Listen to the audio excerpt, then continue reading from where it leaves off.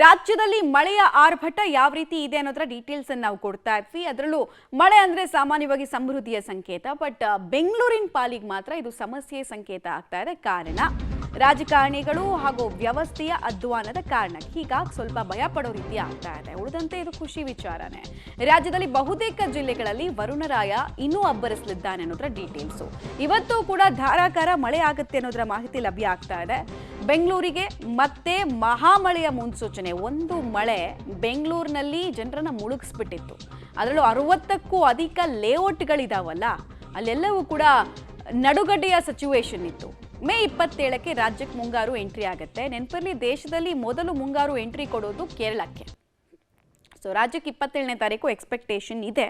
ನೋಡೋಣ ಏನಾಗುತ್ತೆ ಅಂತ. ಅದರ ಬೆನ್ನಲ್ಲೇ ಈಗಷ್ಟೇ ಕೆಲ ಏರಿಯಾಗಳ ಪರಿಸ್ಥಿತಿ ಸುಧಾರಿಸ್ತು ಅಂತ ಅಂದ್ಕೊಳ್ಳುವಾಗಲೇ ಪ್ರಕೃತಿ ಯಾಕೋ ಈ ಬಾರಿ ಸುಧಾರಿಸೋದಕ್ಕೂ ಟೈಮ್ ಕೊಡಲ್ಲ ಅಂತ ರೀತಿ ಅನಿಸ್ತಾ ಇದೆ. ಕಾರಣ ಮತ್ತೆ ಮಳೆಯ ಇಂಡಿಕೇಶನನ್ನು, ಪ್ರೆಡಿಕ್ಷನನ್ನು ಹವಾಮಾನ ಇಲಾಖೆ ಮಾಡ್ತಾ ಇದೆ.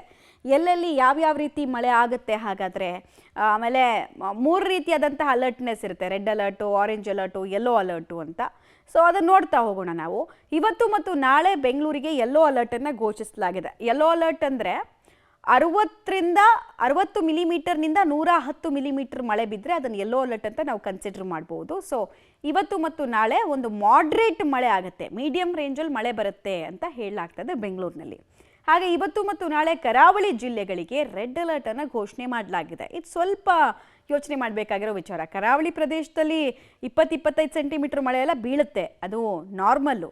ಸೊ ರೆಡ್ ಅಲರ್ಟ್ ಅಂದರೆ ಏನು ಕೇಳಿದರೆ, 24 ಗಂಟೆಯಲ್ಲಿ 200 ಮಿಲಿಮೀಟರ್ನಷ್ಟು ಮಳೆ ಒಂದೇ ಸಮಯಕ್ಕೆ ಬಿದ್ದರೆ ಅದನ್ನು ರೆಡ್ ಅಲರ್ಟ್ ಅಂತ ಘೋಷಣೆ ಮಾಡ್ಬೋದು.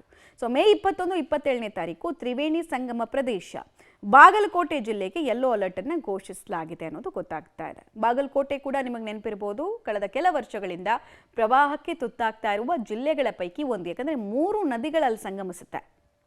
ಆಮೇಲೆ ಬೆಳಗಾವಿ, ಕರ್ನಾಟಕದ ಗಡಿ ಭಾಗ, ಬೆಳಗಾವಿಯಲ್ಲೂ ಕೂಡ ಮೇ 21ರಿಂದ 27ನೇ ತಾರೀಕು ತನಕ ಮಳೆ ಆಗಬಹುದು ಅನ್ನುವಂತಹ ನಿರೀಕ್ಷೆ ಇದೆ.